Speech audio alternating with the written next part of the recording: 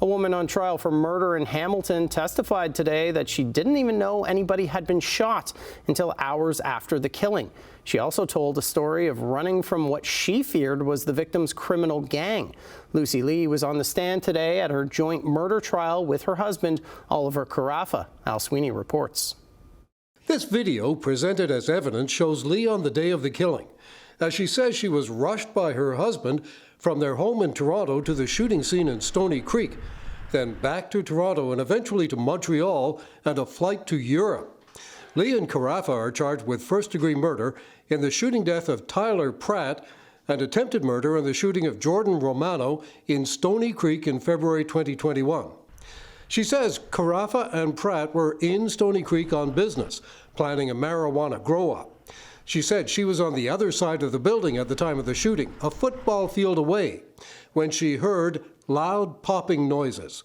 She said, "It didn't register to me that there could have been gunshots," and said, "I didn't know what happened." She said she never saw a gun on the day of the shooting. Lee did not describe seeing the victim, Pratt, after the shooting, but said she saw Jordyn Romano spinning and she's moving her hands around. "I'm not sure, but she was twisting her whole upper body." Romano was shot in the heart but survived. As they headed back to Toronto, Lee says Karafa was yelling at me, and I'm still asking him what happened. She told the court he said it was him or me. He's saying he saved my life because they wanted to kill us. He's saying Tyler's gang will come after us. Lee says she told her mother and sisters to leave their home in the middle of the night out of fear of retaliation by Tyler's gang. She eventually saw an online news story saying someone had been killed in Stoney Creek. She and Karafa spent the night going to Montreal, then flew to Europe, where Karafa's relatives live. Karafa and Lee were eventually extradited back to Canada.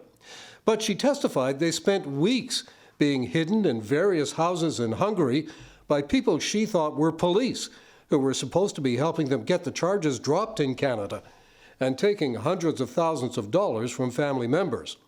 But the charges were not dropped, and she said she eventually wanted to come back to Canada to deal with everything.